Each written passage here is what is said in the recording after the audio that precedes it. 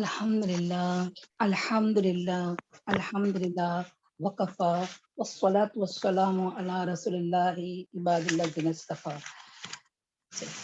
السلام علیکم ورحمۃ اللہ وبرکاتہ. آج ہم شروع کرتے ہیں ہمارا سیشن. پہلے درود شریف پڑھ لیتے ہیں. اللہم صلی علی محمد وعلی محمد کما صلیت علی ابراہیم وعلی آل ابراہیم انک حمید مجید. اللہم بارک علی محمد وعلی آل محمد کما بارکت علی ابراہیم وعلی آل ابراہیم انک حمید مجید. چلے. بشرح لی صدری ویسر لی امری واحلل عقدۃ من لسانی یفقہوا قولی رب زدنی علما اللہم فقہنا فی الدین. ہاں سسٹرز، لاسٹ ویک کا تھوڑا ہم پیچھے سے گزر جاتے ہیں کہ کیا ہوا تھا. ہم نے دیکھے تھے کہ حضرت ابو طالب کے پاس مشرکین مکہ کا جب کچھ نہیں بنا تو وہ کیا ایک تجویز لے کے آئے. رائٹ، ایک بولتے نا چیلنج لے کے آئے، ایک وہ بولتے ایک للچانے والا ایک آفر لے کے آئے. کیا کہ ہم تم کو ایک نوجوان باقا نوجوان دیتے ہیں تو آپ کو یہ تمہارا بھتیجا دے دو، تم اس کو کھلاؤ پلاؤ اور ان کا ہم کام تمام کرتے ہیں. تو ابو طالب نے بالکل منع کر دیا. ٹھیک ہے نا، یہ حکمت تھی اللہ تعالیٰ کی طرف سے. پھر وہ نہیں ہوا تو آپ صلی اللہ علیہ وسلم کے اوپر تعذیب شروع کر دیے. لیکن ان جرت عام انسان نہیں کر سکتا تھا آپ صلی اللہ علیہ وسلم پر، لیکن بڑے بڑے قریش کے سردار انہوں نے کوشش کی ہے. جو ان کے پڑوس میں رہتے تھے کتنی ہم نے دیکھے تھے تعذیب کیے. کوئی جا کر کھانڈی میں کچھ پھینک دیتا تھا، کوئی کچرا ڈال دیتا. خاص کر کے ابو لہب اور اس کی بیوی بہت تنگ کرتے تھے، ہے نا. اور اس کی بیوی بھی کیا کہتی تھی؟ محمد کے بدلے مزمم، ہے نا. تو وہ یعنی یہ بس اپنی بھڑاس نکال رہے تھے وہ لوگ، یعنی کس طرح تعذیب کرے، مطلب کس طرح ان کو ستائے نا مسلمان کو اور آپ صلی اللہ علیہ وسلم کو. تو ابھی آپ صلی اللہ علیہ وسلم کے اوپر لاسٹ ٹائم ہم نے گزرے تھے نا، وہ تھوڑا اور کیونکہ کنفیوژن تھا آپ لوگوں کو. تو ملعون عقبہ بن معید ابی معید کی جو بات ہے نا وہ قصے سے آج لیتے ہیں. چلے تو شروع کرتے ہیں. ہاں آج کا وہاں سے لے لو. ایسی ہی بکبکتی دیکھو یہاں ہے نا. بسم اللہ الرحمن الرحیم، اعوذ باللہ من الشیطان الرجیم، بسم اللہ الرحمن الرحیم. ایسی ہی بدبختی عقبہ بن ابی معید کے حصے میں بھی آئی. ایک بار رسول اللہ صلی اللہ علیہ وسلم بیت اللہ کے پاس نماز پڑھ رہے تھے اور ابو جہل اور اس کے ساتھی بیٹھے تھے. اتنے میں باز نے بات سکھا، یعنی وہ آپس میں ایک ٹولی بیٹھی تھی تو باز نے باز سے کیا کہا؟ کون ہے جو بلی فلاں کی؟ اب یہاں پر یہ جو ورڈ ہے نا، یہاں کنفیوژن آیا. یہاں پر آپ اٹنی لکھ دیں، اٹنی کی بچے دانی کا بات آتی. ابھی ہم آپ کو صحیح بخاری میں وہ حدیث پڑھ کے سنائیں گے انشاءاللہ. ٹھیک ہے. ہاں تو کیا کہتے ہیں کہ یہاں آپ لوگ اس کو سدھار لینا، ہاں مطلب کریکٹ کر لینا. کون ہے جو بنی فلاں کی اٹنی کی اوجڑی نہیں، اٹنی کی بچے دانی لائے اور جب محمد صلی اللہ علیہ وسلم سجدہ کرے تو ان کے پیٹ پر ڈال دے. اس پر قوم کا بدبخت ترین آدمی عقبہ ابن ابی معید اٹھا اور اوجڑی، اب یہ اوجڑی نہیں بچے دانی سمجھو، لا کر انتظار کرنے لگا کہ جب آپ یعنی انتظار کرنے لگے کب آپ صلی اللہ علیہ وسلم سجدے میں جائیں. ٹھیک ہے.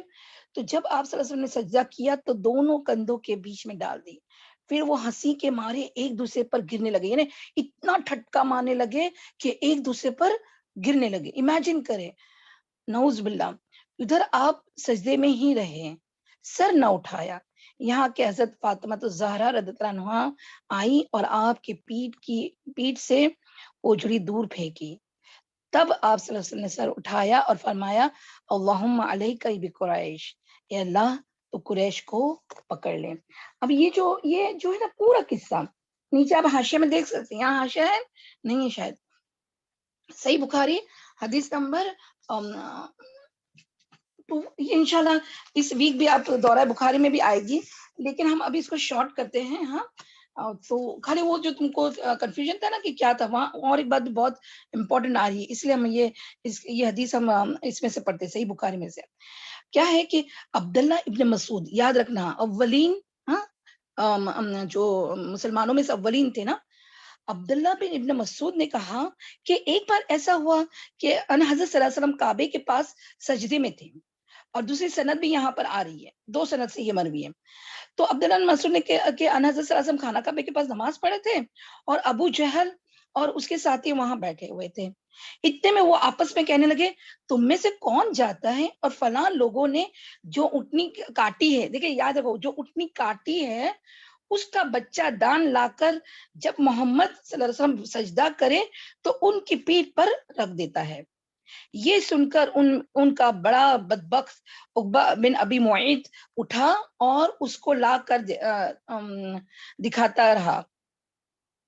جب ان حضرت صلی اللہ علیہ وسلم سجدے میں گئے تو اس نے آپ صلی اللہ علیہ وسلم کے دونوں کندھوں کے بیچ میں پیٹھ پر رکھ دیا۔ عبداللہ ابن مسعود رضی اللہ عنہ نے کہا، میں یہ دیکھ رہا تھا لیکن کچھ نہیں کر سکتا تھا، کاش میرا کچھ زور ہوتا۔ اس پر ہم ابھی بات کریں گے انشاءاللہ کہ عبداللہ بن مسعود کیوں نہیں کر پائے۔ کاش میرا کچھ زور ہوتا تو میں بتلاتا۔ وہ ہنسنے لگے، خوشی کے مارے ایک پر ایک گرنے لگے۔ ان حضرت صلی اللہ علیہ وسلم سجدے میں ہی پڑے رہے، اپنا سر نہیں اٹھایا، یہاں تک کہ حضرت فاطمہ زہرا آئی اور ان کی پیٹھ پر سے اس کو اٹھا کر پھینک دیا۔ تب آپ صلی اللہ علیہ وسلم نے سر اٹھایا اور دعا کی، یا اللہ قریش سے سمجھ لے، دعا ہے نا، بد دعا کی۔ 3 بار یہ فرمایا۔ جب آپ صلی اللہ علیہ وسلم نے اس کے لیے بد دعا کی تو ان پر گراں گزرا۔ ابن مسعود رضی اللہ عنہ نے کہا، وہ سمجھتے تھے کہ اس شہر میں دعا قبول ہوتی ہے تو کہیں ہم پر اثر نہ ہو۔ پھر آپ صلی اللہ علیہ وسلم نے اپنا نام آپ صلی اللہ علیہ وسلم نے نام لے کر فرمایا، یا اللہ ابو جہل سے سمجھ لے، اور عتبہ بن ربیعہ اور شیبہ بن ربیعہ اور ولید بن عتبہ اور امیہ بن خلف اور عقبہ بن ابی معیط سے سمجھ لیں، یعنی ان کو دیکھ لیں۔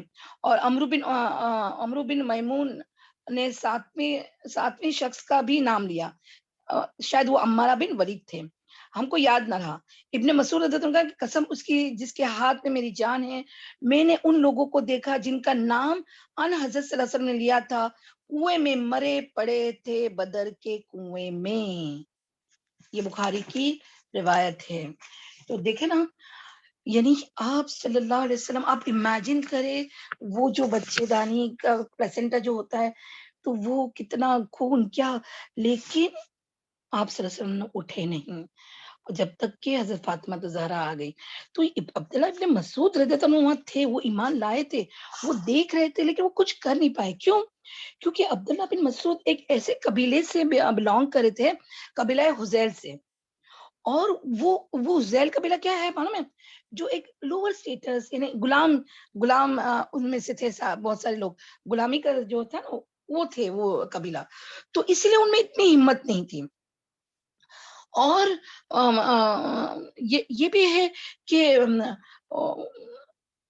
یعنی ان کا جو یہ آتا ہے نا کہ ان کا جو قامت، یعنی اب دیکھو، ایک تو تھا کہ وہ ذہنی طور پر نہیں کر پائے کچھ بھی، ایک تھا کہ ان کا مبارک حلیہ مبارک جو آتا ہے نا، اس میں کیا ہوتا ہے کہ وہ تھوڑے ایسے دبلے پتلے اور تھوڑے ڈارک اور تھوڑے شارٹ، یعنی not dark and handsome but short dark and handsome, ایسے تھے وہ، ٹھیک ہے۔ تو اب امیجن کر کے ان کو اپنے پاس اتنا کچھ ہمت ہی نہیں ہو کہ جا کے کچھ کر سکے یا ان کو روک سکے یا ان کو کچھ بول سکے۔ لیکن یاد رکھنا آگے بخاری میں ہی آئے گا کہ حضرت فاطمہ زہرا بہت سارے بات بولتی ہے، وہ ابھی یہاں پر نہیں ہے تو میں ابھی نہیں بتا رہی ہوں۔ تو ان میں ہمت کیوں آئی بولو؟ حالانکہ حضرت فاطمہ زہرا یہاں پر 9 سے 10 سال کی عمر کی ہیں، لیکن وہ سب کو ڈانٹتی ہے، وہ سب کو بولتی ہے۔ تو یعنی وہ جرت کیوں کر پا رہے ہیں؟ کیونکہ وہ قریش ہے۔ قریش میں یاد رکھنا، قریش کے لوگ میں بڑی ہمت تھی، وہ تو سردارانہ قوم تھی نا مکہ کی، صحیح ہے نا، اور بنو ہاشم تو اور بھی ہے نا، متولی تھے کعبے کے، تو ان میں جرت بہت تھی۔ تو اس لیے حضرت فاطمہ زہرا میں اتنی جرت آئی اپنے والد گرامی صلی اللہ علیہ وسلم کو وہ اجڑی اٹھائی، وہاں سے خون دھویا، ان کا سر مبارک اٹھایا، اور تب یاد رکھنا آپ صلی اللہ علیہ وسلم نے اپنے لیے نہیں کبھی بھی بد دعا کی۔ یہ تو کیوں؟ پہلے تو وہ اچھے، ان کو تو بہت اچھا جانتے تھے، لیکن یہاں پر کیوں؟ کیونکہ ایمان اللہ کا دین لے آئے، واحد دن، اس وجہ سے یہ سب تعذیب سہ رہے نا۔ میری بات سمجھ میں آئی؟ ہاں، تو بس یہ یہاں پر ہی رکھتے ہیں. چلے اب آگے بڑھتے ہیں. یہ سب ہو گیا. ہاں، پھر کیا ہوا کہ اے اللہ فلاں کو پکڑ لے. ہاں، یہ سب ہو گیا. چلے اب آئے رسول اللہ صلی اللہ علیہ وسلم سے استجا کرنے والے 5 بڑے بڑے لوگ تھے. یہ ابھی بھی نام حدیث میں بھی آ گئے. ہاں، ولید بن مغیرہ مخزومی، اسود بن عبد الیغوث زہری، ابو زامہ اسود بن عبد المطلب اسدی، حارث بن قیس اور خزائی، اور اوس بن وائل سہمی. ان کے بارے میں اللہ تعالیٰ نے رسول اللہ صلی اللہ علیہ وسلم کو بتایا کہ ان کے شر سے بچاؤ کے لیے تنہا اللہ آپ کو کفایت کرے گا. پھر ان میں سے ہر ایک پر ایسی بلا نازل کی جو عبرت و نصیحت بھرپور تھی. چنانچہ نمبر 1، ولید کو چند سال پہلے سے تیر کی ایک خراش لگ ہوئی تھی، یعنی ایک معمولی تیر سے ایک زخم آیا ہوا تھا. ہاں، لگی ہوئی تھی جو بالکل معمولی تھی، مگر جبرائیل علیہ السلام نے اس خراش کے نشان کی طرف اشارہ کر دیا اور وہ پھوٹ پڑی اور کئی سال اذیت و تکلیف پہنچانے کے بعد جان لیوا ثابت ہوئی. یعنی اتنی تکلیف میں اس کی موت آئی. پھر اسی طرح اسود بن عبد الیغوث کے سر کی طرف حضرت جبرائیل علیہ السلام نے اشارہ کیا تو اس کو پھوڑے نکل آئے اور انہی پھوڑوں سے اس کی موت واقع ہو گئی، اور کہا جاتا ہے کہ اسے لو لگ گئی تھی. یہ بھی کہا جاتا ہے کہ جبرائیل علیہ السلام نے اس کے پیٹ کی طرف اشارہ کیا تھا جس سے اسے استسقاء کی بیماری ہو گئی.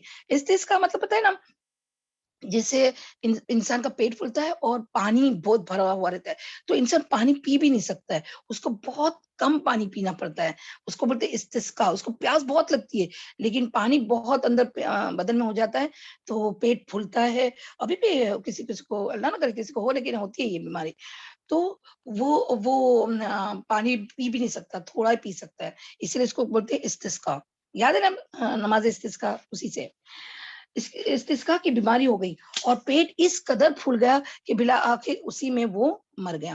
اسود بن عبد المطلب نے جب رسول اللہ صلی اللہ علیہ وسلم کو اذیتیں پہنچا کر بہت تنگ کر دیا تو آپ صلی اللہ علیہ وسلم بدعا کی کہ اے اللہ اس کی نگاہ چھین لے اور اسے لڑکے سے محروم کر دے. دیکھیں یہ بہت دل لگتا ہے نا کہ آپ تو رحمت العالمین، لیکن یہ اپنے لیے نہیں تھا. آپ امیجن کریں نا کہ وہ کس طرح تعذیب، یعنی کس طرح پروسیکیوشن کر رہے تھے اس وجہ سے. ٹھیک ہے، چنانچہ حضرت جبرائیل علیہ السلام تشریف لائے اور اس کے چہرے پہ کانٹے دار پتے یا ڈالی سے مارا اور اس کی نگاہ جاتی رہی. پھر اس کے لڑکے کو مارا اور وہ مر گیا. اوس بن وائل ایک کانٹے دار درخت پر بیٹھ گیا. اس کا کانٹا پاؤں کے تلوے سے اندر داخل ہو گیا اور زہر سر تک دوڑ گیا یہاں تک کہ وہ اسی سے مر گیا. ان سختیوں کا ایک مختصر سا خاکہ ہے جو کھلم کھلا تبلیغ کے نتیجے میں رسول اللہ صلی اللہ علیہ وسلم اور مسلمانوں پر ٹوٹ پڑی تھی. اس پیچیدہ صورتحال کے پیش نظر رسول اللہ صلی اللہ علیہ وسلم نے 2 قدم اٹھائے. اب کیا کر سکتے ہیں؟ دیکھو یاد رکھنا کہ آپ صلی اللہ علیہ وسلم، یعنی آپ کو ایک بات تو پہلے بھی ہم نے لاسٹ ٹائم بھی گزر چکی نا کہ سوچتے نا کہ ایمان لے کے آئے، اتنے ایمان جو سچا دین لے کے آئے ان پر اتنی تکلیفیں. اللہ چاہتا تو کسی کو بھی تکلیف نہ دیتا ہے نا. اللہ چاہتا تو مسلمان پر تکلیف ہی نہیں آتی آپ صلی اللہ علیہ وسلم پہ. لیکن دیکھیں دین پر کے راستے پہ چلنا اتنا آسان نہیں. ہم نے وہ سب حدیث پڑھ چکے ہیں نا. تو جتنی بڑا قدم اتنی بڑی آزمائش. سمجھ میں آئی بات؟ اسی وجہ سے یعنی یا تو آپ صلی اللہ علیہ وسلم کہتے ہیں کہ چلو تو ہتھیار اٹھا لو، ہے نا، کہ ان کی طرف سے ہم لڑائی کرنے لگیں گے. نہیں، ابھی تک نہ حکم آیا نہ ہی کوئی ایسا قدم اٹھا گیا. لیکن 2 تدبیر، یعنی بہت بولتے ہیں ایک سولوشن وداؤٹ وائلنس، سولوشن نکالا. نمبر 1 کیا ہے؟ دارالارقم.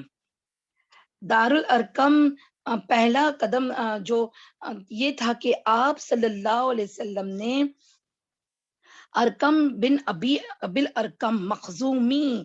اب یہ جو مخزومی نا، اس پہ آپ یہ کریں، یہ مخزومی کون، اس کی وہ ابو جہل کی ٹرائب، یعنی ان کا قبیلہ.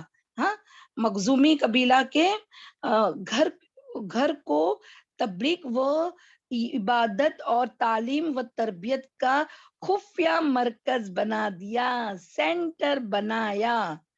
ٹھیک ہے، وہ بھی کہاں، مخزومی کے گھر. اب یہ بھی ارکم بن ابی ارکم، ان کے گھر کو.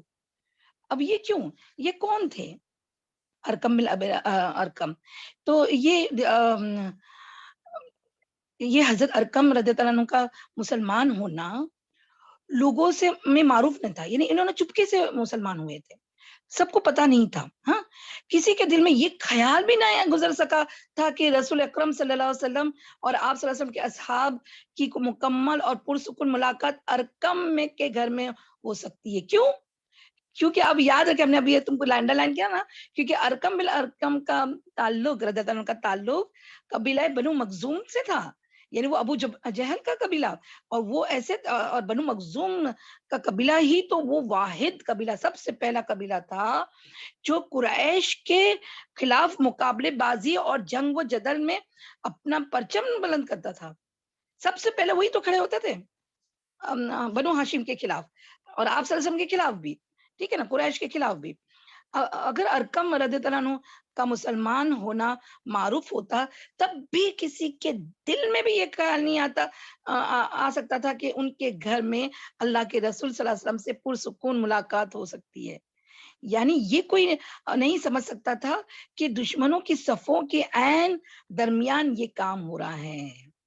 ارکم ابھی ارکم جب مسلمان ہوئے تھے نا، تو وہ صرف اب وہاں لکھے ہیں، اب یہاں پر ہے کہ نہیں پتہ نہیں، لکھے کہ وہ صرف اور صرف 16 سال کے بچے، یعنی نوجوان، بچے تو نہیں کہہ سکتے، نوجوان تھے. ٹھیک ہے، 16 سال آپ رضی اللہ عنہ ہاں تھے جب قریش اسلامی اجتماعی کی مرکز کی تلاش کے بارے میں سوچ بچار کر رہے تھے. تو یہ قریش کے ذہنوں میں نہیں آ سکتا تھا کہ وہ اس کو محمد صلی اللہ علیہ وسلم کے نوجوان صحابہ کے گھروں میں تلاش کریں، بلکہ ان کی نگاہیں محمد صلی اللہ علیہ وسلم کے عمر رسیدہ، یعنی دیکھو جب وہ پروسیکیوشن کرے، جو قریش مکہ تھے، وہ کیا کریں گے کہ ہاں بڑے بڑے لوگ ہیں نا، جیسے ابو بکر صدیق رضی اللہ عنہ، بہت جو تھے ان کے گھر میں تلاش کرتے. ہاں، ابو طالب کے، خود آپ صلی اللہ علیہ وسلم کے، کہ کوئی جاتا ہے کیا، کوئی ایمان لاتا ہے کیا، اب کون نیا کوئی لایا، یہ سب تو خیال رکھتے تھے نا وہ لوگ، کتنا وہ لوگ دھیان رکھتے تھے نا. لیکن ان کے دماغ میں بھی نہیں آ سکتا تھا کہ مخزوم قبیلے کے اندر، ہارٹ آف مخزوم کے قبیلے کے اندر اس گھر میں مسلمان جائیں گے اور وہاں عبادت کریں گے. ابھی ہم آتے ہیں اپنے پیراگراف پر. تو بس یہاں یہ سمجھ لینا ضروری ہے کہ یہ بہت حکمت اللہ تعالیٰ نے ایک دے دی تھی. اور یہ کہتے ہیں کہ صفا پہاڑی کے پیچھے تھا تھوڑا دور، لیکن وہاں ایسا تھا کہ لوگوں کا آنا جانا، صفا کعبے کے نزدیک نا، تو لوگ آتے جاتے تھے. تو کوئی ایسا بھی نہیں تھا کہ کوئی دور جا کے کوئی پیچھا کرے اور دیکھے کہ وہاں کہیں کوئی جا رہا ہے کیا، ایسا بھی نہیں تھا. یہ تو آنے جانے والا راستہ تھا، اور وہاں کوئی اندر گیا بھی تو کسی کو اتنا خیال بھی نہیں کہ یہاں آپ صلی اللہ علیہ وسلم کے ساتھ صحابہ کرام کیا کرتے تھے. ابھی دیکھتے ہیں ہم کیا کرتے تھے. ٹھیک ہے، چلو کیا ہے آگے. آپ صلی اللہ علیہ وسلم نے اس کو کیا بنایا، مرکز، سینٹر. ہاں، کیونکہ وہ بدماشوں کی نگاہوں سے دور صفا کے دامن میں واقع تھا، چنانچہ وہاں آپ صلی اللہ علیہ وسلم صحابہ کرام رضی اللہ عنہم کے ساتھ خفیہ طور پر اکٹھا ہوتے، ان پر اللہ کی آیتیں تلاوت فرماتے، ان کا تزکیہ کرتے اور انہیں کتاب و حکمت سکھاتے. ہے نا، یہ تھا سلیبس سٹارٹنگ کا. کیا کرتے ہیں، انڈر لائن کریں، وہ انڈر لائن کریں. اللہ کی آیتیں تلاوت فرماتے ہیں، ان کا تزکیہ کرتے ہیں، یعنی حدیثیں بھی سنا کر جو تزکیہ ہوتا ہے نا، ابھی ہم کو آیت میں ہم نے دیکھے نا، تزکیہ کرتے اور انہیں کتاب و حکمت سکھاتے ہیں. اس مدبر سے بہت سے ایسے حادثات سے بچاؤ ہو گیا کہ اگر آپ کھلے طور پر اکٹھا ہوتے تو ان کو پیش آنے کا غالب امکان تھا. ٹھیک ہے، باقی جہاں تک نبی اکرم صلی اللہ علیہ وسلم نے اپنی ذات کے تعلق سے ہے تو آپ مشرکین کے بیچوں بیچ کھلم کھلا اللہ کی عبادت بھی کرتے تھے، ایسا نہیں کہ نہیں کرتے تھے، آپ صلی اللہ علیہ وسلم ہمت کرتے تھے، ٹھیک ہے، ڈونٹ ریموو. اور اس کے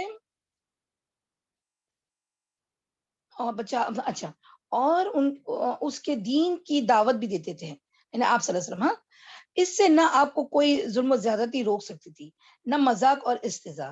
یہ اللہ کی حکمت تھی تاکہ جو ایمان لائے. دیکھیں اب دارالارقم کا جو اب یہ انڈر لائن کر کے دارالارقم کیوں اسٹیبلش کیا گیا، تاکہ جو ایمان لائے اسے بھی دعوت پہنچ جائے، اور جو ایمان نہ لائے اسے بھی دعوت پہنچ جائے، اور اس تبلیغ کے بعد کسی کے لیے اللہ کے خلاف حجت باقی نہ رہ جائے، اور قیامت کے روز کوئی کہنے والا یہ نہ کہہ سکے کہ ہمارے پاس تو کوئی خوشخبری دینے اور ڈرانے والا آیا ہی نہیں تھا.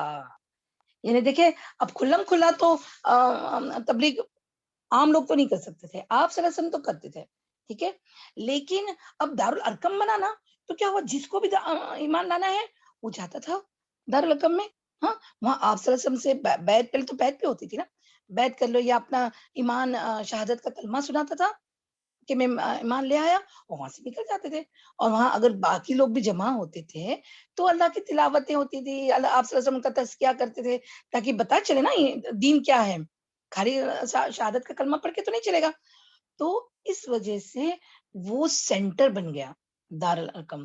تو یہ اللہ تعالیٰ کی حکمت ہے. دیکھیں کتنے اچھی حکمت. ایسا نہیں کہ آپ صلی اللہ علیہ وسلم نے مطلب وائلنس کے اوپر اتارا کہ یہ بھی وائلنس کرتے چلو ہم بھی وائلنس کرتے، نہیں. دو تدبیر ہوئی، فرسٹ کیا تھا، دارالارقم.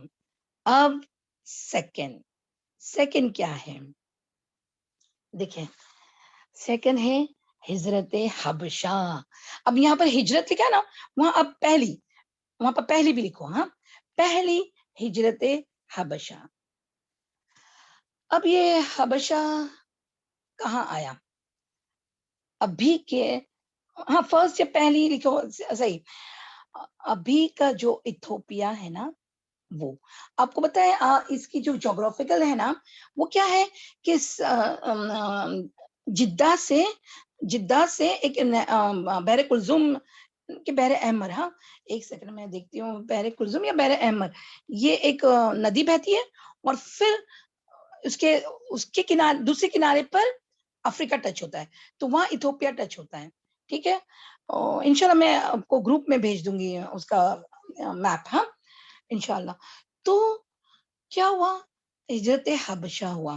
تو دوسرا قدم یہ تھا کہ آپ صلی اللہ علیہ وسلم نے پہلے اچھی طرح معلوم کر لینے کے بعد حبشہ کا بادشاہ نجاشی ایک انصاف پسند حکمران ہے، اس کے پاس کسی پر ظلم نہیں ہوتا تھا. مسلمانوں کو ہدایت کی کہ وہ حبشہ ہجرت کر جائیں. اب یہ کیوں، یعنی ہجرت کا بھی قدم کیوں آیا، دیکھیں پہلے تو اب کیا ہوا کہ انہوں نے مشرکین مکہ نے دیکھا کہ نہ استضاء کام آیا، نہ پروسیکیوشن ماننا کام آیا، نہ ان کی جو بھی آپ صلی اللہ علیہ وسلم کی محفل کا، یعنی جتنی وہ لوگ جتنا پریشر کرتے تھے نا، اتنا اسلام بڑھتا جاتا تھا، اتنا لوگ ایمان در ایمان لے آ رہے تھے. آپ بات سمجھ رہے ہیں نا، یہ کام رکا نہیں. یہ یاد رکھنا، کتنا بھی پروسیکیوشن ہو، کتنا بھی تکلیف ہو، اللہ کا دین نہیں رکا. ایسے نہیں کہ ڈر کے مارے رک گئے کہ بھئی اتنا ہو گیا. ہاں ایک بات اور ہو گئی کہ اتنا سب ہو جانے کے بعد یہ قریش کیا سوچنے لگے پتہ ہے کہ اب ہم کیا کریں گے، اب اتنا تعذیب بنا دیں گے، مطلب اتنا کریں گے کہ ان کو قتل کر دیں گے. جب یہ بات رسول اللہ صلی اللہ علیہ وسلم کو معلوم ہوئی، تب آپ صلی اللہ علیہ وسلم نے ہجرت کا ایک قدم اٹھایا. یہ جو آپ کو پتہ ہے یہ جو ہجرت حبشہ ہوئی نا، یہ نبوت کے مطلب آپ صلی اللہ علیہ وسلم مبعوث ہوئے نا، اس کے چوتھے یا 5ویں سال میں یہ ہوا تھا، ہاں یہ واقعہ. تو کیا ہوا کہ نبوت کے 5ویں سال یہ جو دین پر دین میں لوگ آتے ہی جا رہے تھے، ٹھیک ہے. تو حتیٰ کہ مسلمانوں کے لیے مکہ میں رہنا دبر ہو گیا کیونکہ یہ بہت پروسیکیوشن کر رہے تھے اور انہیں اتنا ستم سہنا پڑا. تو اس کی تدبیر میں مجبوراً یہ قدم اٹھانا پڑا. ٹھیک ہے.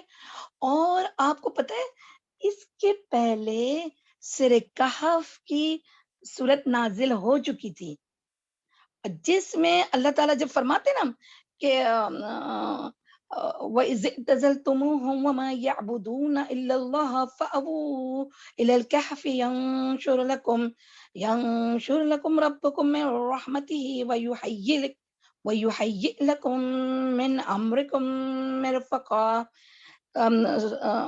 سورہ کہف آیت نمبر 18.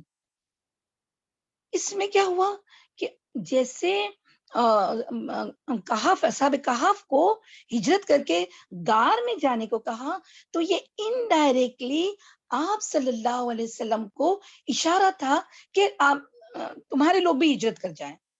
میری بات سمجھ میں آئے؟ کیونکہ اب 5 6 7 8 9 10 13 سال کے بعد تو ہجرت مدینہ بھی ہوئی نا.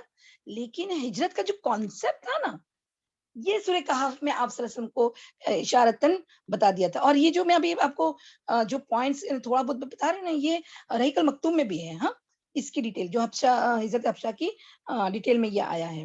ٹھیک ہے. تو پھر کیا ہوا کہ اچھا یہ جو جبھی بھی حالات ایسے ہو تو ہجرت کرنا سنت ہے ہمارے یعنی ہم ابھی کے بھی دور میں لیں. ٹھیک ہے. تو اس میں کیونکہ دیکھو جو یہ زمین پوری اللہ کی ہے. ہاں اور یہاں جو چاہے کیونکہ اللہ تعالیٰ نے تو جب ایمان لانے میں جب ہم کو چھوٹ دے رکھی ہے کہ جو چاہے وہ ایمان لائے نہ چاہے تو نہ لائے. تو جو عبادت کرے وہ بھی تو ویسے ہی تھا نا کہ جو عبادت کر سکے وہ کرے نہ کرے تو نہ کرے. لیکن یہ انسانوں کی پروزیکیوشن تھا انسان دبا رہے تھے. اسی لیے یہ سورہ کہف میں بھی اللہ تعالیٰ نے فرمایا کہ غار میں جاؤ اصحاب کہف کو. یہاں بھی اللہ تعالیٰ نے انڈائریکٹلی فرمایا گیا کہ ہجرت کر سکتے ہو. میری بات سمجھ میں آئے؟ ہاں تو وہ آپ صلی اللہ علیہ وسلم نے یہ نجاشی کے بارے میں پورا پتہ کر لیا تھا کہ وہ ایک عادل بادشاہ تھا. وہ وہاں پر کسی پر ظلم نہیں ہوتا تھا. اس لیے آپ صلی اللہ علیہ وسلم مسلمانوں کو حکم دیا کہ وہ فتنوں ابھی یہاں پر نہیں لکھا آپ اپنی طرف سے لکھیں یا تو میں کوشچن آنسر میں آپ کو بتا دوں گی کہ فتنوں سے بچنے کے لیے اور اپنے دین کو بچانے کے لیے دو مقصد ہوتے ہیں ہجرت کرنے کے. اور ہجرت کا لفظی معنی آپ کو پورا ابھی آپ قرآن کی تفسیر میں اپنے سیکھ چکے ہیں. ہجرت کا معنی ایک جگہ سے دوسری جگہ جانا ہے نا. اور ویسے خالی ہجرت جگہ کی تبدیلی نہیں ہوتی بہت ساری ہوتی ہے نا. ایک جیسے ہم گناہ کو چھوڑ کے اچھے میں جانا وہ بھی ہجرت ہوتی ہے. صحیح ہے نا. تو ہجرت کا مطلب بس ایک سے کچھ تبدیلی لانا. ٹھیک ہے. تو یہاں پر بھی 2 مقاصد تھے ایک فتنے سے بچنے کے لیے اور ایک اپنی دین کی حفاظت کے لیے حبشہ ہجرت کر جائیں آپ صلی اللہ علیہ وسلم فرمایا. ٹھیک ہے. تو یہاں پھر کیا ہوا اچھا ابھی ہم اپنے اس پہ آ جائیں. ہاں اپنے پیراگراف پہ آ جائیں کہ پھر کیا ہوا کہ اس ہدایت کے مطابق رجب سنہ 5 نبوت میں دیکھیں 5ویں سال 5 نبوت میں مسلمانوں کے پہلے قافلے نے ہجرت کی. اس میں 12 مرد انڈر لائن کریں 12 مرد اور 4 عورتیں اور ان کے سردار کون تھے حضرت عثمان بن عفان رضی اللہ عنہ تھے. یاد کرو حضرت عثمان بن عفان آپ صلی اللہ علیہ وسلم کے داماد. نیز ان کے ساتھ ان کی بیوی حضرت رقیہ رضی اللہ عنہا بھی تھی جو نبی اکرم صلی اللہ علیہ وسلم کی صاحبزادی تھی. اور یہ حضرت ابراہیم اب یہاں یہ بھی انڈر لائن کریں یہ حضرت ابراہیم علیہ السلام اور حضرت لوط علیہ السلام کے بعد پہلا گھرانہ تھا جس نے اللہ کے راستے میں ہجرت کی. یعنی گھرانہ مطلب کیا پتہ ہے ایک ساتھ فیملی میں جانا. آپ کو یاد ہے نا کہ اہل یاسر کے لیے بھی اللہ تعالیٰ نے آپ صلی اللہ علیہ وسلم نے کیا فرمایا تھا کہ اہل یاسر ایک ساتھ جنت میں جائیں گے. اسی طرح جب ایک فیملی نکلتی ہے نا تو یہ ابراہیم علیہ السلام یاد کرو حضرت سارہ علیہ السلام کو لے کے نکلے تھے، حضرت حاجرہ علیہ السلام کو بھی لے کے نکلے تھے. ان کی تو ہجرت کتنی ساری تھی. اور لوط علیہ السلام اپنی بیوی کے ساتھ تو نہیں لیکن اپنی بیٹیوں کے ساتھ نکلے تھے نا، وہ بھی گھرانہ تھا. ٹھیک ہے نا. تو یہ 2 گھرانے کے بعد پہلا گھرانہ اس کا حضرت عثمان بن عفان رضی اللہ عنہ اور حضرت رقیہ بنت محمد صلی اللہ علیہ وسلم. یہ دونوں گھر مطلب ہسبینڈ وائف نا، اسی لیے اس کو گھرانہ کہا گیا. Family of course one is the family when husband and wife is there. تو یہ فیملی ایک ساتھ ہجرت کی. ٹھیک ہے نا. اور بس یہاں پر ایک بات اور ایک بتا دینا چاہتی ہوں کہ حضرت عثمان بن عفان کا جو قبیلہ تھا نا، وہ بنو امیہ سے تھے. اور یاد رکھنا یہ جو 12 مرد اور 4 عورتیں جو تھی، یہ سارے قریش کے بہت معتبر لوگ تھے، جس میں ابو سلمہ بھی رضی اللہ عنہ بھی آتے ہیں، حضرت یہ بھی آتے ہیں. ابھی 12 نام انشاءاللہ میں مجھے فٹ سے ملا نہیں یہ نام، لیکن کچھ نام مجھے ملے ہیں کہ اس میں یہ بھی تھے. کون؟ حضرت عمر بن خطاب رضی اللہ عنہ کی بہن اور ان کے بہنوی شاید وہ بھی تھے، اور ابو سلمہ تو تھے ہی. ٹھیک ہے. یعنی کہنے کا مطلب یہاں پر کیا ہے معلوم ہے کہ دیکھو وہ جو معتبر لوگ تھے جس کے پاس انہیں ہمت تھی تو ان کو ہجرت بھی کرنے کہا. لیکن جو سلیو ڈائنیسٹی میں مطلب جو غلام لوگ تھے وہ تو تھے، وہ تو وہیں تھے. کہاں؟ مکہ میں. تو یعنی کہ کہنے کا مطلب ہے کہ کبھی کوئی جس کو چاہے وہ ہجرت بھی کر سکتا ہے، جس کو چاہے وہ رہ بھی سکتا ہے. لیکن اس سے کیا ہوا معلوم ہے کہ قریش میں بڑی دھاک بیٹھ گئی کہ ہاں اتنے بڑے بڑے لوگ، یعنی اچھے عثمان بن عفان کتنے مالدار، وہ ہمارے ہاتھ سے چھوٹ کر کہیں اور جا رہے ہیں، ہجرت کر رہے ہیں. سمجھ میں آئی بات؟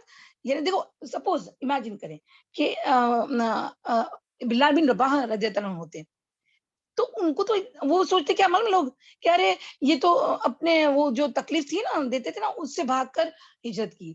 نہیں، یہ بہت معتبر لوگ تھے، حالانکہ وہ بھی کر سکتے تھے. پر یہاں پر حکمت یہی بتانی چاہتے ہیں کہ جب بھی ہمارے کو اگر ہجرت کرنی ہے تو ضروری نہیں کہ ہم یعنی ہمارے پاس اگر ہے پیسہ ہے کر سکتے ہیں تو ہم وہ لینڈ چھوڑ سکتے ہیں. ابھی کی بھی بات کرتے ہیں، ریسنٹ کی بات کرتی ہوں. کبھی بھی ایسا کبھی اللہ نہ کرے کبھی ایسا موقع آئے تو. اور دیکھو جہاں بھی کہا رہے حبشہ ایک نان مسلم کنٹری تھی اس وقت بھی. صحیح ہے نا. تو ہم بھی ضرور نہیں کہ سب مسلم کنٹری میں ہی ہمیں تحفظ ملے، کبھی کبھی نان مسلم کنٹری میں بھی ہمیں حفاظت مل سکتی ہے، تو وہاں بھی جا سکتے ہیں ہجرت کر کے. حالانکہ ہم سوچے کہ چلو کوئی ایک مسلمان کنٹری ہے اور وہاں پروزیکیوشن ہو رہا ہے اور نان مسلم کنٹری میں جا رہے ہیں، کیا تو کوئی لیکن ہو سکتا ہے وہاں کی حکومت ایسی اچھی ہو کہ جو تم کو اپنی عبادت میں چھوٹ دے رہے ہیں، خوشی خوشی عبادت کرو، اپنے دین پر رہو، فتنے سے بچتے رہو. تو یہاں پوائنٹ یہ ہے کہ ہمارے عملی پوائنٹ کے جب اگر ہجرت کرنا ہے تو ضرور نہیں کہ وہ دارالکفر یعنی کوئی نان مسلم کنٹری ہی نہ ہو اور مسلمان ہی کنٹری ہو. نہیں، تم جا سکتے ہو نان مسلم کنٹری میں بھی. میری بات سمجھ میں آئے؟ بس یہ پوائنٹ آپ کو سمجھ میں اللہ تعالیٰ بس سمجھ دے انشاءاللہ. ہاں، اور ہم سمجھا سکیں. چلیں اللہ تعالیٰ مدد کرے. آگے بڑھتے ہیں. اعوذ باللہ من الشیطان الرجیم، بسم اللہ الرحمن الرحیم. یہ لوگ اب دیکھو کیا ہوا، امیجن کرتے جائے. یہ لوگ رات کے اندھیرے میں چپکے سے نکلے اور جدہ کی جنوب میں واقع شعیبہ کی بندرگاہ کا رخ کیا، یعنی ہاربر جہاں بوٹ نکلتے نا وہ، ہاں وہاں پر رک کیا. قسمت کی بات یہ ہے کہ وہاں 2 تجارتی جہاز موجود تھے. یہ لوگ ان پر سوار ہو کر حبشہ پہنچ گئے. یہ اللہ کی حکمت تھی. ادھر قریش کو ان کے بھاگنے کا پتہ لگا تو غیظ و غضب سے پھوٹ پڑے. فوراً آدمی دوڑائے کہ انہیں پکڑ کر مکہ لایا جائے اور خوب سزا دی جائے. دیکھیں جیسے ہاتھ سے نکل گئے لوگ، ان کو ایسا لگا ہمارے. اور یاد رکھنا قبیلہ یعنی وہ جو قبیلے کی جو ہوتی ہے نا ٹرائب کا جو قانون رہتا ہے، ایک ٹرائب سے اگر تم نکلے نا، یاد رکھنا کہ وہ تمہاری تحفظ ختم. یعنی جیسے بولتے ہیں نا تمہارا پاسپورٹ ختم اس قبیلے سے. پھر تم کو انٹری کے لیے کسی نہ کسی کی یہ چاہیے، تحفظ چاہیے. جیسے ابو طالب کی تحفظ کس کو تھی؟ آپ صلی اللہ علیہ وسلم کو، ہے نا. ایسے ہی ٹرائب کی، قبیلے کی ہونا چاہیے. لیکن دیکھو یہ لوگ تو بھاگ گئے. اب کیا ہوتا ہے دیکھیں، پھر کیا ہوا کہ یہاں تک کہ وہ اللہ کا دین چھوڑ دے. یعنی یہ کہتے ہیں کہ ان کو خوب خوب سجا، جیسے ہاتھ میں پکڑیں گے نا ہم ان کو خوب خوب ماریں گے. بس ابھی اپنا بھڑاس کہاں نکالے، تو اس طرح کہہ رہے ہیں وہ مشرکین مکہ. ہاں، لیکن ان کے پہنچنے سے پہلے مسلمان سمندر میں دور جا چکے تھے، لہٰذا یہ لوگ ساحل تک جا کر نامراد واپس آئے.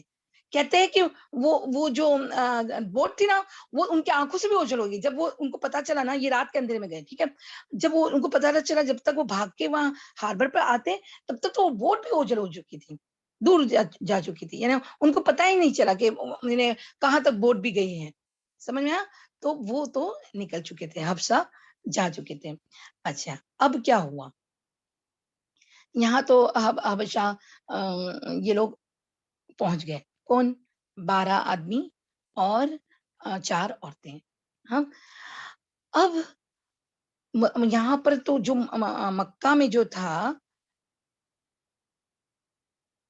یہ مکہ کا جو مکہ میں جو مشرکین مکہ تھے، وہ تو چپ رہنے والوں میں سے تو نہیں تھے. یہاں پر بھی تو لوگ تھے نا، یہ تو تھوڑے لوگ حبشہ گئے تھے. اب یہاں بیک ٹو مکہ میں کیا ہو رہا ہے دیکھیں، مسلمانوں کے ساتھ مشرکین کا سجدہ. اب دیکھیں مشرکین نے کیسے سجدہ کیے، کمال لگتا ہے نا. ہاں، تو دیکھیں کیا ہوا. اس ہجرت کو کوئی 2 مہینے بعد رمضان سنہ 5 نبوت میں ایک روز رسول اللہ صلی اللہ علیہ وسلم مسجد حرام تشریف لائے. اس وقت کعبے کے آس پاس قریش کے بہت سارے لوگ جمع تھے. اب یہ آپ کو امیجن کرنا پڑے گا کیا ہوا. آپ صلی اللہ علیہ وسلم مسجد حرام میں تشریف لائے، اس وقت کعبے کے آس پاس قریش کے بہت سارے لوگ جمع تھے. ہاں، کعبے کے پاس ہی. ان میں ان کے سردار اور بڑے بڑے لوگ بھی تھے. سورہ نجم ابھی تازہ تازہ اتری تھی. آپ صلی اللہ علیہ وسلم نے ان کے درمیان اچانک کھڑے ہو گئے. اچانک کھڑے ہو کر اس کی تلاوت شروع کر دی. ایسا نفیس کلام انہوں نے کبھی نہ کبھی سنا نہ تھا. ابھی جو اچانک کانوں سے ٹکرایا تو انہیں بے خود کر گیا. وہ دم بخود ہو کر سنتے رہ گئے. خاموش محبت، کیا محبوحت کیا ہے یہ؟ کوئی بتائے گا؟ محبت نہ روکنے کا یار، محوت، محوت، اوکے، محوت، اوکے. نہ روکنے کا یارا، نہ ٹوٹنے کا ہوش. بلکہ سورت کے آخر میں جب ڈانٹ ڈپٹ والی آیتیں آئی تو دلوں پر کپ کپی طاری ہو گئی، ہوش اڑتے محسوس ہوئے. اب آگے ہیں انشاءاللہ ہم نا جی. تو کیا ہوا کہ یہ دیکھو سورہ نجم کا سنانا بھی یعنی ایک ایسا ہے نا کہ وہ بس دیکھ رہے تھے کہ مسلمان ہو رہے، یہاں جا رہے آ رہے نماز پڑھ رہے ہیں، تو کلام تو نہیں سنا تھا انہوں نے کسی سے بھی، ٹھیک ہے. لیکن جب سنا تو دم بخود رہ گئے. یہ فرسٹ ٹائم انہوں نے سنا قرآن کو، باقاعدہ اپنے کانوں سے سنا. اور دیکھو آپ صلی اللہ علیہ وسلم کی ہمت، یہ نہیں دیکھا ہمت بھی تھی نا، اللہ تعالیٰ دے دیا تھا، ٹھیک ہے نا. تو کس طرح ہمت ہوئی. اور لاسٹ کی جو آیتیں آئی نا کہ ڈانٹ ڈپٹ والی آیتیں، تو لوگوں کے دل پر کپ کپی طاری ہو گئی، ہوش اڑتے محسوس ہوئے. جیسے ہی آپ صلی اللہ علیہ وسلم نے آخری آیت جو پڑھے، تو اس کے لیے میں دعوت دوں گی ہمارے سسٹر صبا کو کہ صبا وہ آخری 5 آیت پڑھے تو سمجھ میں آئے گا کہ وہ ٹرانسلیشن کے ساتھ پڑھے. ہاں چلیں جی شروع کریں. السلام علیکم ورحمۃ اللہ وبرکاتہ. وعلیکم السلام ورحمۃ اللہ وبرکاتہ. جی. اعوذ باللہ من الشیطان الرجیم. بسم اللہ الرحمن الرحیم. لیس لها من دون اللہ کاشفہ أفمن هذا الحديث تعجبون وتضحكون ولا تبكون وأنتم سامدون فاسجدوا لله واعبدوا. ٹرانسلیشن ہے، نہیں ہے اس کو سوائے اللہ کے کوئی دور کرنے والا، پس کیا اس کلام پر تم تعجب کرتے ہو اور ہنستے ہو اور تم نہیں روتے اور تم غفلت میں پڑے ہوئے ہو؟ تو سجدہ کرو اللہ کے آگے اور عبادت کرو اس کی۔ جی جزاک اللہ خیر، ماشاء اللہ، اللہ مبارک لکم فی علمکم و اعمالکم و اخلاصکم۔ ماشاء اللہ، دیکھیں نا، تو اچھا آپ لوگ کو ابھی یہ سجدے کی آیت ہے نا، تو ایک بار کر لینا، ہاں۔ لیکن اس کے بارے میں آتا ہے کہ ابن مسعود رضی اللہ عنہ فرماتے ہیں کہ مشرکین نے کیا، ابھی دیکھیں آگے کیا ہوتا ہے۔ تو یہ جب آیت آپ صلی اللہ علیہ وسلم پڑھے، آخری جب آیا نا وَاسْجُدُوا وَاللَّهِ وَاسْجُدُوا لِلَّهِ وَاعْبُدُوا، تو اللہ کے لیے سجدہ کرو اور عبادت کرو، تو سب کے سب سجدہ ریز ہو گئے، کیونکہ ان کو آپ امیجن کریں کہ وہ عرب لوگ تھے نا، عربی آتے تھے، انہی کا تو کلام ہے، ان کے لینگویج میں اترا ہے نا، تو کسی کو اس حکم میں ربانی سے سرتابی کا یارہ نہ رہا، یعنی کوئی یہ حکم ٹال نہیں سکا، کیونکہ اتنی اچھی طرح سے آپ صلی اللہ علیہ وسلم نے وہاں وہ سورہ نجم پڑھ کے سنائی کہ سب ایک دم کس میں گر گئے؟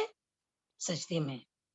امام بخاری رحمۃ اللہ نے ابن مسعود رضی اللہ عنہ سے روایت کی ہے کہ نبی اکرم صلی اللہ علیہ وسلم نے سورہ نجم پڑھی، پھر سجدہ کیا، تو قوم کا کوئی فرد، یعنی وہ آج وجود تھا نا، کوئی بھی فرد نہ بچا جس نے سجدہ نہ کیا ہو۔ ایک آدمی نے، ابھی امیجن کریں، ایک آدمی نے ایک مٹھی کنکری یا مٹی لی اور اسے اپنے چہرے کو، یعنی کہتے کہ اونلی فور ہیڈ پہ، ہم چہرے کے اور اوپر تک لے گیا اور کہا میرے لیے یہی کافی ہے۔ یہ ابو جہل تھا۔ بعد میں نے دیکھا کہ وہ حالت کفر میں مارا گیا۔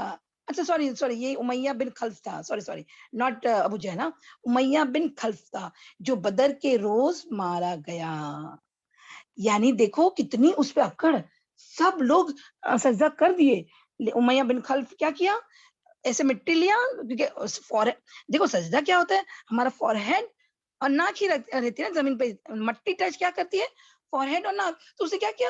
مٹی لیا، ہاتھ میں لیا اور ایسے بس اپنے چہرے پہ ڈال دیا۔ لیکن حکم ربانی کا وہ بھی یعنی انکار نہ کر سکا، سمجھ میں آیا؟ سب نے کیا۔ اب کیا ہوا، یہ جب واقعہ پیش آیا نا، اس کے بعد یہ لوگ فوراً کیا ہوا، اپنے ہوش میں آ گئے، کون؟ مشرکین۔ لیکن اب اس سے کیا ہوا، متشابہات میں پڑ گئے اس لوگ۔ دیکھیں یہ اللہ تعالیٰ کی حکمت تھی، متشابہات میں لوگ پڑ گئے۔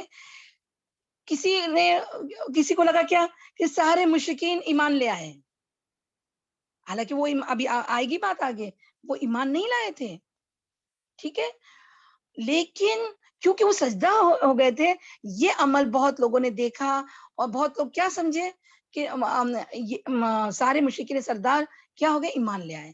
لیکن اس کے بعد یہ پھر اٹھ گئے، پھر ان کی وہی تعذیب اور وہی سب کچھ شروع ہو گیا۔